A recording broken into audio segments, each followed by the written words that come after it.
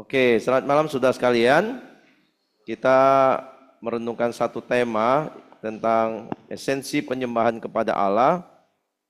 Saya kira tema ini boleh mengingatkan kita tentang penyembahan kita kepada Allah ya.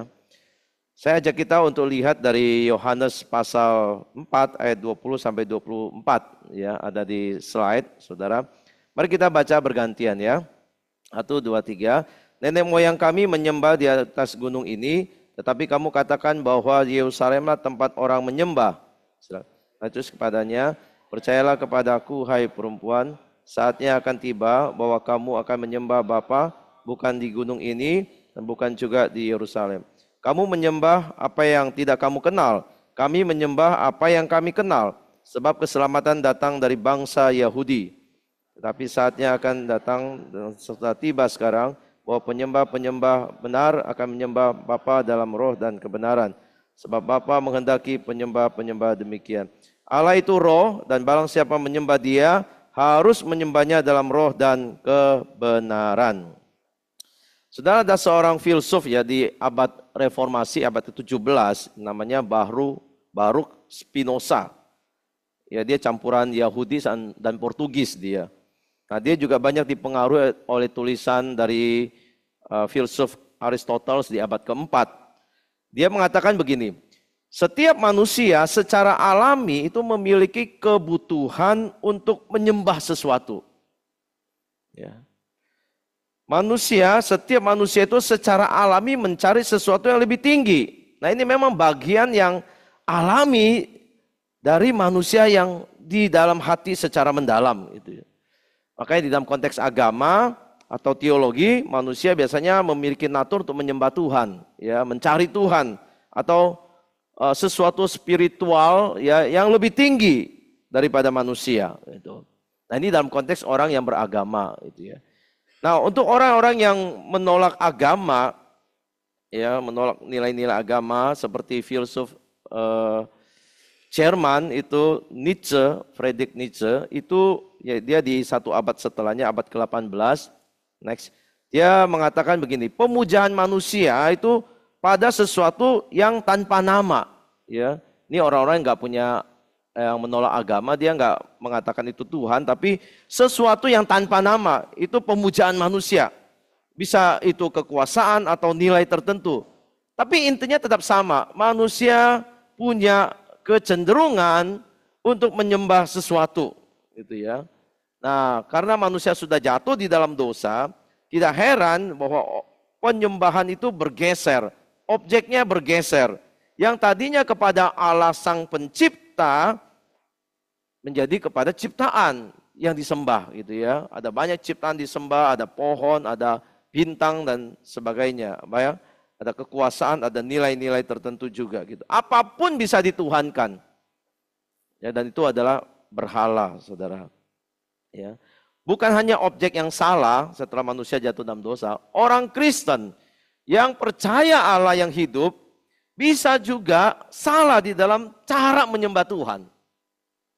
Bisa, Saudara. Ya. Objeknya mungkin benar, tapi caranya salah. Dia tidak mengerti esensinya di dalam menyembah Tuhan. Ya. Jadi itu bisa terjadi karena kenapa? Karena memang pemahaman yang salah atau pemahaman yang terbatas, pengenalan yang terbatas terhadap Tuhan. Itu bisa membuat orang salah dan tidak mengerti bagaimana menyembah Tuhan secara esensinya, Saudara.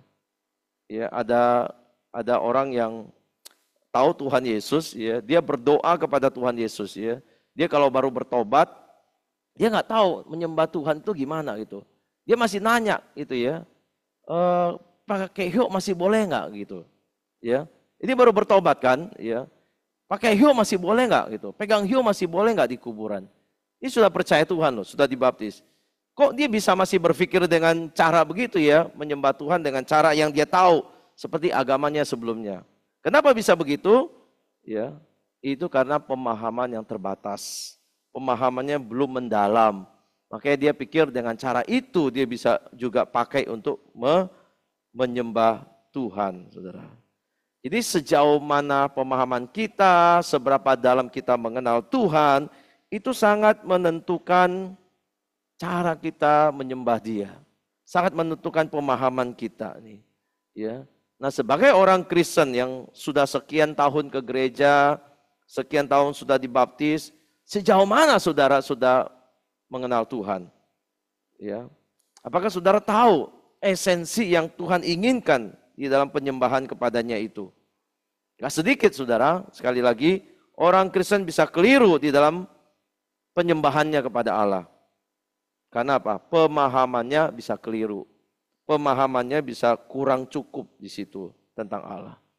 Dan itu juga yang terjadi pada perikop yang kita baca. Perempuan Samaria ketika dia berbincang dengan Tuhan Yesus di tepi sumur.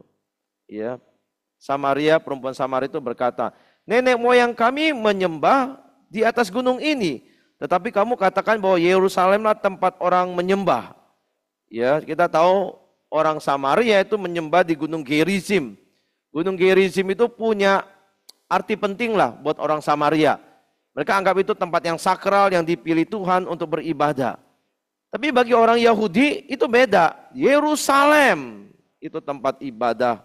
Karena bait suci Allah ada di situ. Maka di dalam 2 Tawarik 6 ayat 6 juga di situ ditulis, Tuhan berkata, aku memilih Yerusalem sebagai tempat kediaman namaku dan memilih Daud untuk berkuasa atas umatku Israel. Ya. Jadi ini ada perbedaan tempat. Ya, orang Samaria dan orang Yahudi punya ketegangan teologis dan budaya di dalam hal menyembah Tuhan. Ya, orang Samaria itu agamanya campur karena mereka juga sudah bercampur. Mereka sinkretisme. Mereka memadukan unsur-unsur Yudaisme dengan tradisi mereka sendiri. Bahkan dikatakan mereka itu menolak sebagian kitab suci Ibrani. Mereka terima 5 kitab Musa, tapi mereka menolak kitab suci yang lain. Jadi pemahaman mereka tentu tidak lengkap, tentu tidak sempurna. Ya. Nah, saudara lihat, kurangnya mereka memahami wahyu Tuhan dari PL sampai PB, mereka nggak terima, cuma terima 5 kitab Musa dan beberapa kitab yang lain. Kalau cuma begitu, mengakibatkan ibadah mereka itu tidak didasarkan pada kebenaran yang hakiki dan pemahaman tentang Tuhan juga tidak lengkap, saudara. Ya. Nah, inilah disinilah letaknya. Ya, makanya Tuhan Yesus berkata menegur mereka di ayat 22, kamu menyembah apa yang tidak kamu kenal. Kami menyembah apa yang kami kenal, sebab keselamatan datang dari bangsa Yahudi.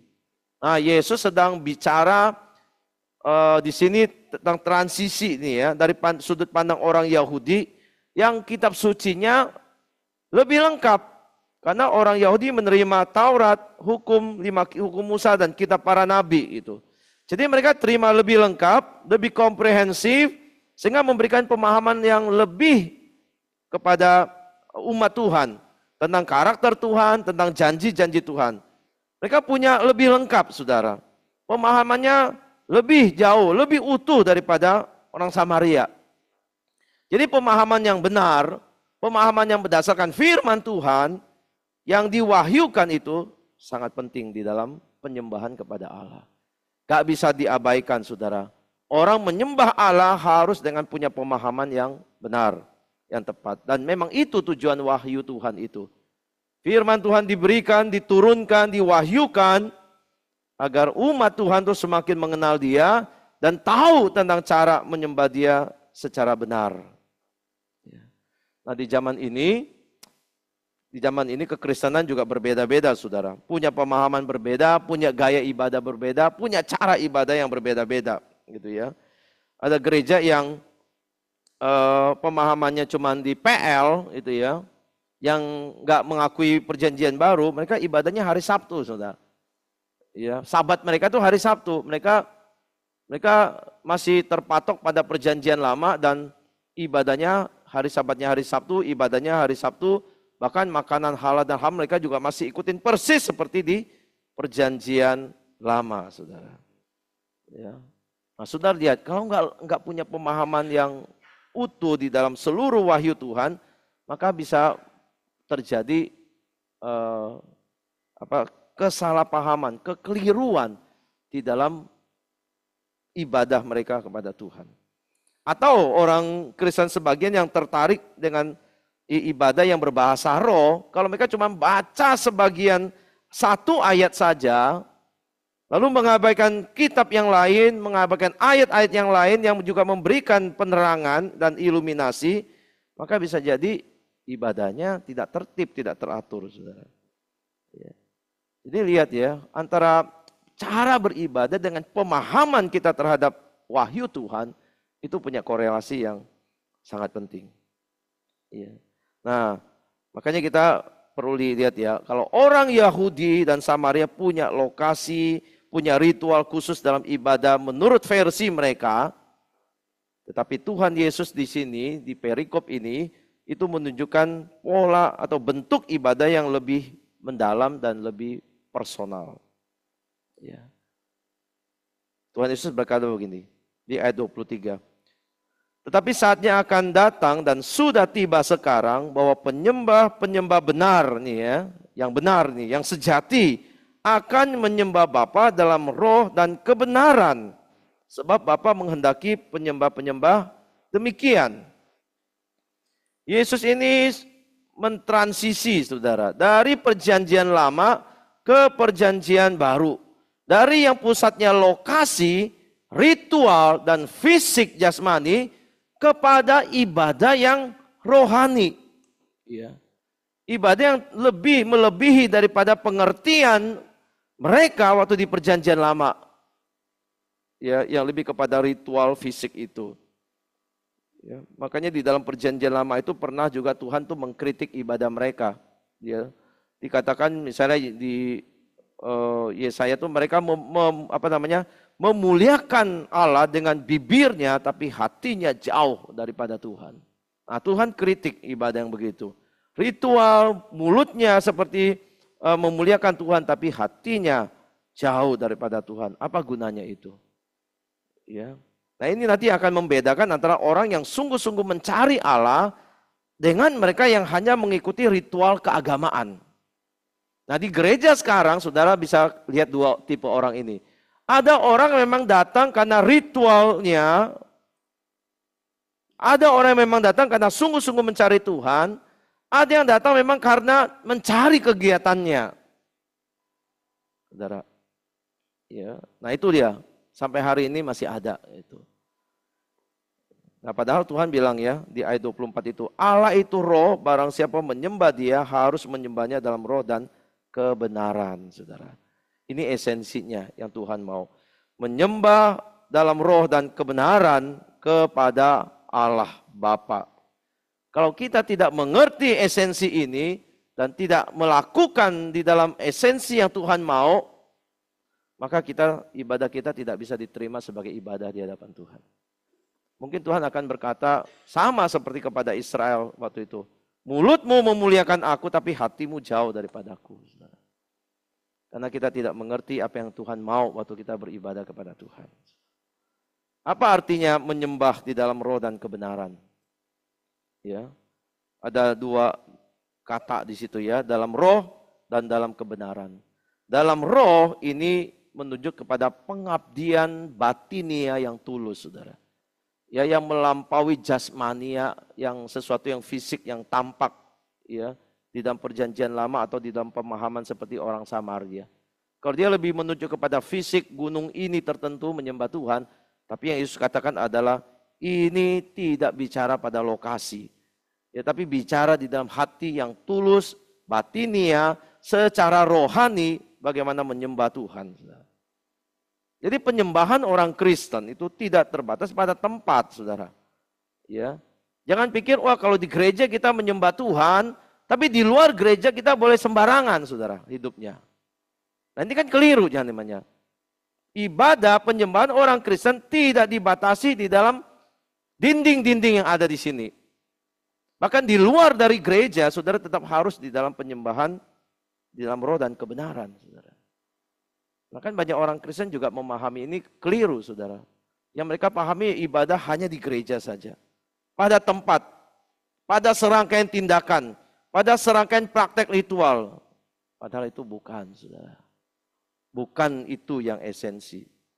Yang esensi itu adalah Tuhan melihat batinia kita yang tulus, yang sungguh-sungguh menyembah Tuhan. Menyembah itu adalah respon fundamental yang hakiki ya terhadap natur Allah itu sendiri. Penebusan Allah, perbuatan Allah bagi kita semua. Ya, itu di dalam roh maksudnya. Ya, di dalam batinia secara rohani. Apalagi kita yang sudah ditebus Tuhan, kita itu ada Roh Kudus di dalam hati kita.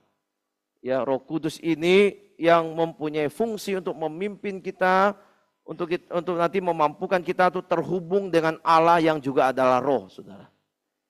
Ya, itu peran Roh Kudus. Ya, jadi kita punya hubungan dengan Allah itu karena Roh Kudus di dalam diri kita yang memampukan kita terus terhubung dengan Allah yang adalah juga Roh di situ.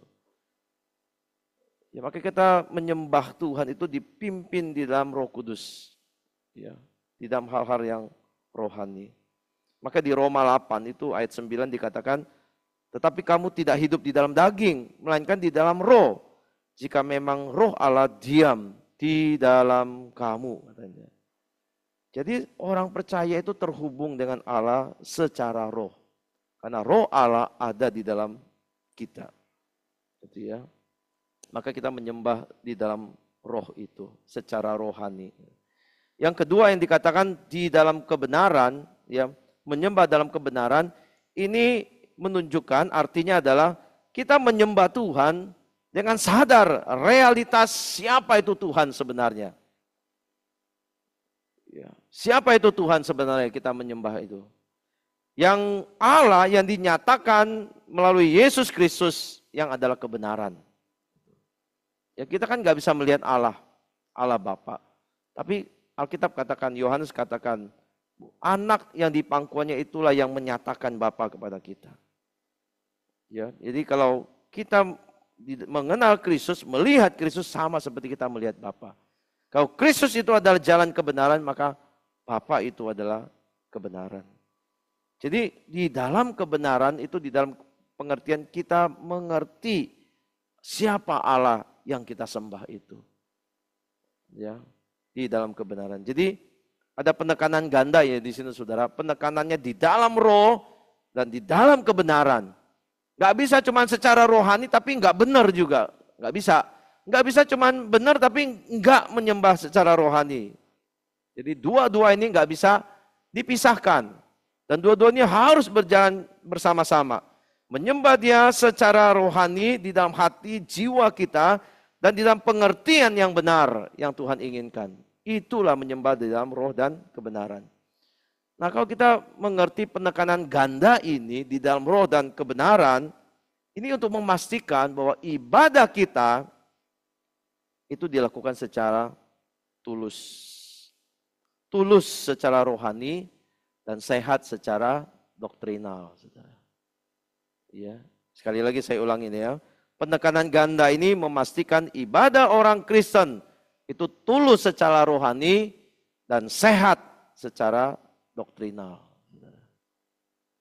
Makanya kalau kita lihat orang gereja Tuhan itu yang tidak punya doktrinal yang kuat, yang beres, ibadahnya bisa kacau. Gak heran saudara. Ya. Makanya sangat penting kita punya pemahaman kebenaran doktrinal yang tepat, seperti yang diwahyukan Alkitab, dan kita menyembah di dalam kebenaran itu, saudara, secara roh. Nah, saudara, itulah esensi penyembahan yang Tuhan inginkan. Tidak ada yang lain, saudara. Tidak ada yang lain. Ya. Apakah saudara sudah menyembah Allah di dalam roh dan kebenaran? Ya, kalau saudara sudah mengerti ini, saudara selama ini menyembah Tuhan, sudahkah menyembah secara roh dan di dalam kebenaran? Atau kita menjadi kelompok orang yang hanya pentingkan fisik saja, pentingkan penampilan saja, ya, penampilan saja, itu, nggak punya hati di dalam menyembah Tuhan, saudara. Saudara, apa tanda orang yang punya hati, ya, menyembah secara roh, ya, yang tahu esensi ini? Seperti apa orangnya, saudara? Kalau dia punya dan mau menyembah Allah di dalam roh dan kebenaran, mengerti ini dengan baik, orang ini adalah orang yang mau mendorong dirinya belajar firman Tuhan. Sekali lagi ini wahyu yang diberikan oleh Tuhan, perjanjian lama, perjanjian baru. Orang ini pasti mau belajar firman Tuhan, saudara. Ada lapar, ada rasa lapar dan haus akan firman Tuhan. Dia tahu bahwa dia kalau tanpa Tuhan tidak bisa. Maka dia perlu Tuhan, dia perlu berelasi dengan Tuhan, dengan Allah. Di dalam doanya, di dalam relasi pribadinya, saudara. Karena dia mengerti sekali lagi. Ya. Dia akan tahu dan terus masuk di dalam kebenaran. Mau dipimpin untuk terus membaca firman Tuhan, mengenal kebenaran lebih jauh lagi. Ini orang yang mau, saudara. Tanda orang yang mau menyembah Allah di dalam roh dan kebenaran. Dia akan menuntut untuk bisa mengerti, tahu lebih benar, saudara. Ya. Nah, saya berharap saudara kita punya hati yang demikian ya, haus dan lapar akan firman Tuhan. Waktu datang ke gereja, kita tahu bahwa kita mau mendengar suara Tuhan. Kita mau mendengar kebenaran, saudara. Orang yang di dalam hatinya ini ya, yang kedua, secara rohani yang sungguh-sungguh menyembah Tuhan, itu beda, saudara. Beda, saudara. Dia ke gereja bukan melihat apa yang menarik, acara yang menarik. Ya. Sekali lagi ya, orang yang mengerti menyembah Tuhan di dalam roh dan kebenaran, dia bukan berpatokan pada acara, bukan berpatokan pada ini siapa yang khotbah hari ini ya, gitu ya. Ini temanya menarik apa enggak hari ini ya? Khotbahnya menarik apa enggak ya? Ya. Selalu pada sesuatu yang tampilan gitu ya. Ini pengkhotbahnya keren apa enggak ya? Hari ini banyak sekali orang itu hanya mau dengar, misalnya berbondong-bondong dengarnya khotbah orang yang populer, ya orang-orang yang terkenal gitu ya. Padahal nggak tahu juga ajarannya bisa salah, saudara. Ya. Nah, orang yang mau menyembah Allah di dalam roh dan kebenaran, dia ke gereja menyembah Tuhan bukan berdasarkan hal-hal yang jasmania, orang yang jago. Ya kemarin mungkin minggu pertama kali ya, Musa Felix khotbahkan, bukan mencari orang yang jago, fasih bicara, yang keterampilan public speakingnya bagus gitu ya. Oh ini baru firman Tuhan gitu. Memang firman Tuhan harus dipersiapkan dengan baik. Ya, berbicara juga harus baik. Tetapi bukan itu sekali lagi esensinya. Jangan lihat semua, Paulus itu juga dikatakan enggak fasih bicara. Dia dikatakan orang yang peleter gitu ya. Tapi apa yang dia sampaikan itu kebenaran, saudara.